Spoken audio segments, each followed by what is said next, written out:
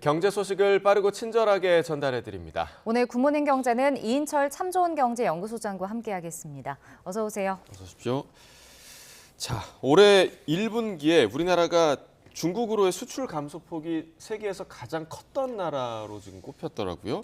지금 한미 정상회담 이후에도 이런 현상이 좀 심화될 것 같은 그런 느낌이 드는데 어떻게 보시나요? 그렇습니다. 지금 전반적으로 수출과 무역 수지에 이제 두 개의 악재를 꼽으라면 대중국 수출 예. 그리고 반도체 부진이거든요.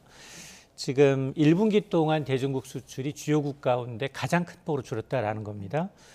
중국 당국의 무역 통계를 보니까 올 1분기에 한국의 대중 수출액이 382억 달러에 그쳤습니다. 약 51조 원 상당인데 1년 전에 비해서 28.2%가 줄었습니다.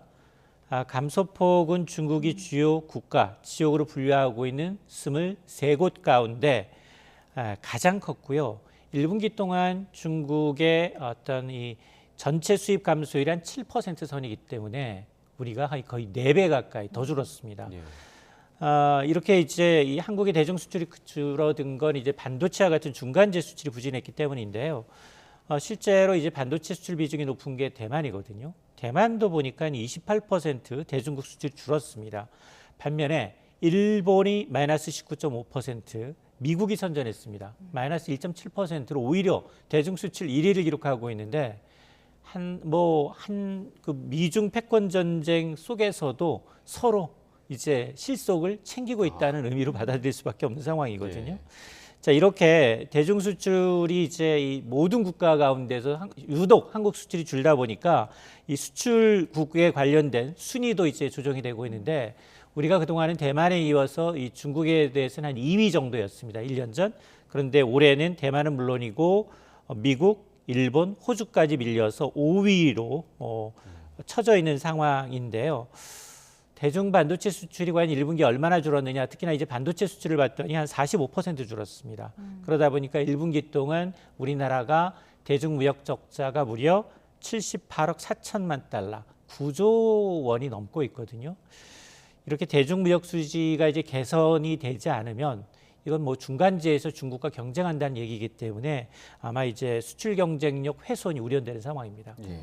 근데 이제 전문가들 중에서는 이제 수출 구조 자체를 이제 변해야 된다라는 지적도 하던데 그럼 이 부분은 어떻게 변해야 되는 건가요? 그러니까 사실은 이제 그동안 우리는 주로 이제 이 중간재를 중국에 수출하게 되면 중국이 그 중간재를 가지고 완제품을 또 수출하는 거였는데 지금 미중 교역 전쟁 상황에서 이제 그런 이제 이 선순환 피드백이 지금 막혀 있는 상황이고요. 특히나 중국이 지금 자국의 내수를 중심으로 성장해야 되다 보니까 수출보다도 그러니까 우리가 지금 주로 많이 했던 이제 내수 부분, 중간재 부분은 자국의 기술이 상당 부분 올라와 있는 상황이에요.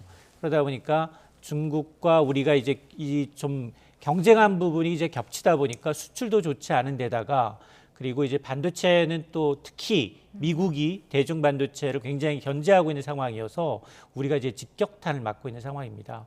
이걸 좀 탈피하기 위해서는 중국에 대한 의존도도 줄여야 되겠지만 사실은 저는 미국에 대한 의존도도 늘 줄여야 한다라고 말씀드리는데 그러려면 신흥시장이에요.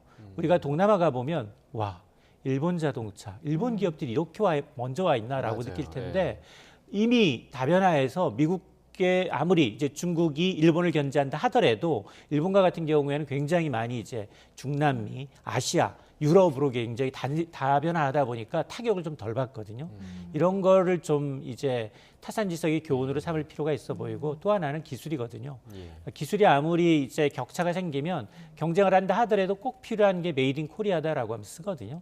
그러니까 초격차 기술을 위한 이제 투자가 굉장히 중요합니다. 네, 그러니까 너무 한쪽으로만 쏠리는 현상을 좀 지양해야 될 것 같고 이런 그 수출 부진도 굉장히 큰 영향이 있죠. 세수 부족 현상이 지금 갈수록 좀 심화하고 있습니다.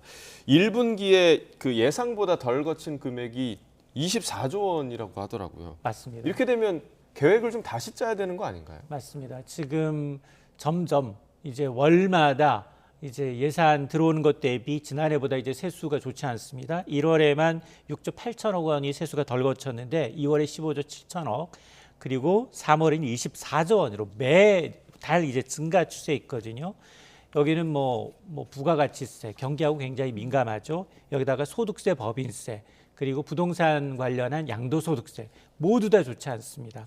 그러다 보니까 3월까지 덜 거친 세수가 지난해에 비해서 24조 원인데요. 1분기 기준 역대 최대입니다.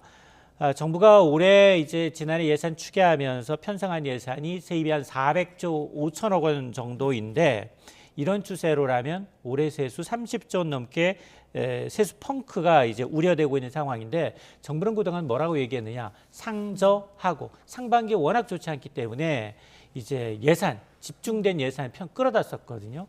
거의 3분의 2 정도 상반기 예산을 끌어다 쓰고 있는데 근데 지금 돈 쓸 일이 많아요. 지금 당장 선거 앞두고 있죠. 뭐 포퓰리즘으로 계속해서 돈 풀겠다는 정책들이 남아 있는 상황이고 그러다 보니까 하반기까지 상저하고가 예측이 맞지 않는다면 하반기에도 계속해서 세수 투입이 불가피한 상황이어서 정부는 계속해서 거듭해서 부인하고 있습니다만 이 추가 경정 예산을 편성해야 될 가능성이 상당히 높거든요.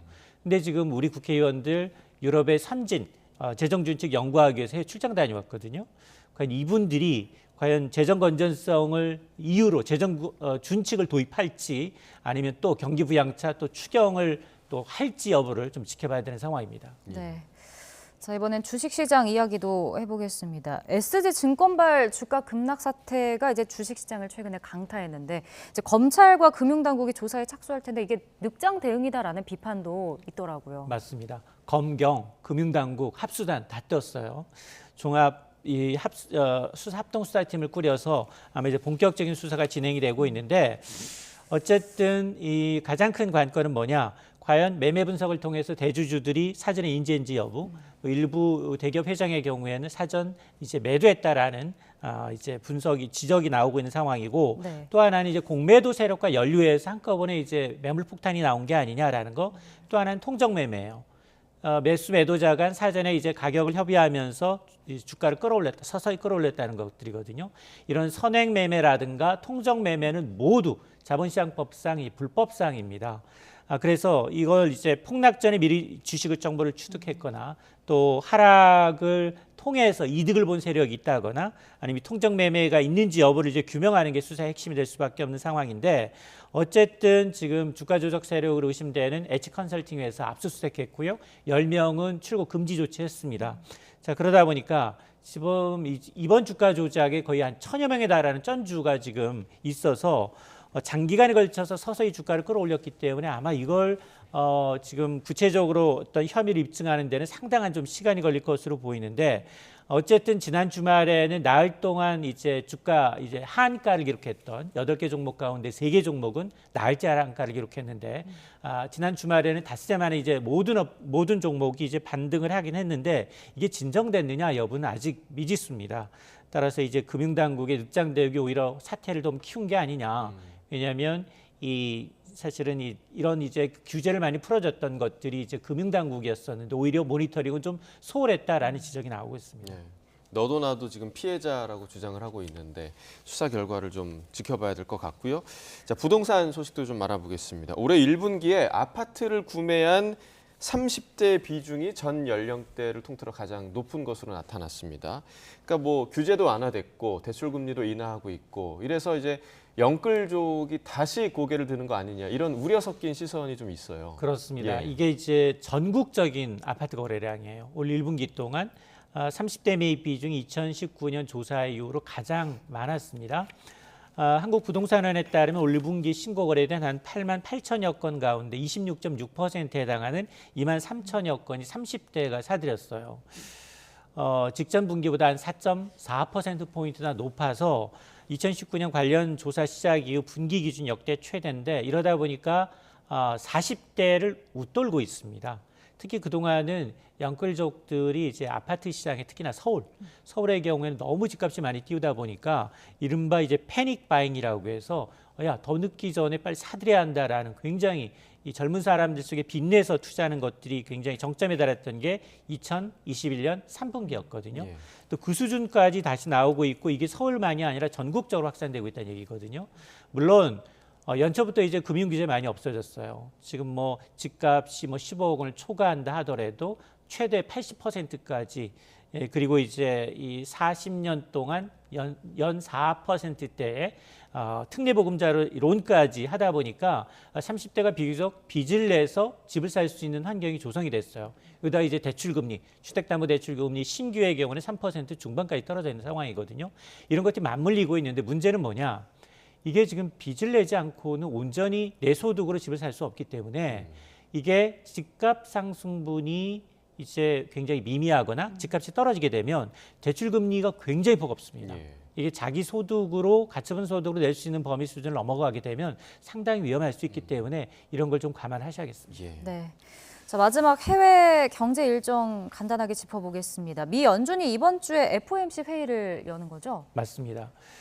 이제 가장 중요한 이벤트예요. 5월 3일이 과연 미국의 금리 인상의 종착역인지 여부가 결정이 되기 때문에 예. 막 활용점정이라는 생각이 좀 드는데요.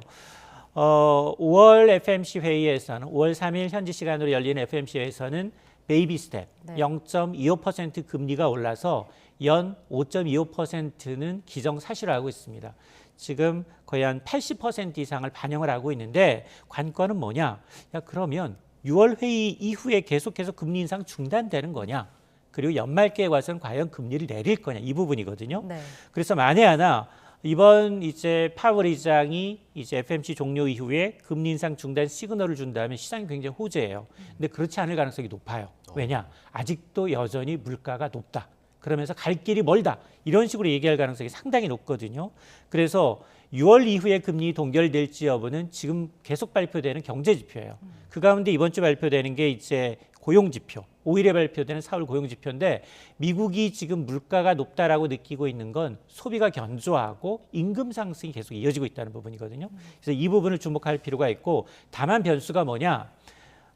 지금 두 가지를 주목해 봐야 되는데 퍼스트 리퍼블릭 은행이 제2의 실리콘밸리 은행으로 이제 사태가 더 확전될 가능성도 있거든요. 네. 지금 헐값을 내놨는데 안 팔려요. 그러다 보니 1분기에만 거의 이 퍼스트 리퍼블릭 은행으로부터 100조 원 가까운 뱅크런이 발생하고 있어서 이거 인수했다가 오히려 된통도 당한다. 승자의 저주 우려 때문에 그런 거고 또 하나가 부채 한도 협상이에요.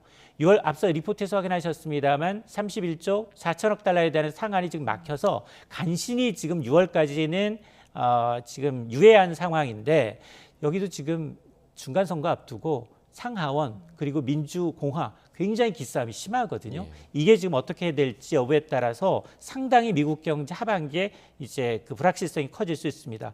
기업 실적은 나쁘지 않습니다. 기업 실적 절반 정도 지난주까지 발표했는데 8개 종목이 낮춰놓은 예상치를 웃돌았고 특히나 이제 빅테크 업체들 마이크로소프트, 구글, 아마존, 알파벳 뭐 이런 기업들이 실적이 나쁘지 않았는데 이번 주는 애플이 4일 장마감 이후에 그리고 반도체 제조회사인 어드밴스 마이크로 디바이스, AMD사, 퀄컴 등의 실적을 발표하는데 실적은 나쁘지 않을 것 같은데 그런 속내를 좀 들여다볼 필요가 있다. 왜냐하면 이게 지금 1분기 실적이 좋은 게 과연 장사 잘해서 이익이 남았느냐가 아니라 구조조정해서 정말 마른 수건 짜서 비용 절감을 통해서 이제 얻어진 실적이기 때문에 무늬만 어닝 서프라이즈라는 지적이 있어서 과연 이제 이런 실적이 어떻게 되는지 내용도 좀 들여다봐야겠습니다. 네, 자, 길었던 금리 인상의 종지부를 찍을 수 있을지 이번 주 FOMC 회의 결과를 지켜봐야겠습니다. 이인철 소장과 경제 이야기 나눠봤습니다. 고맙습니다. 고맙습니다.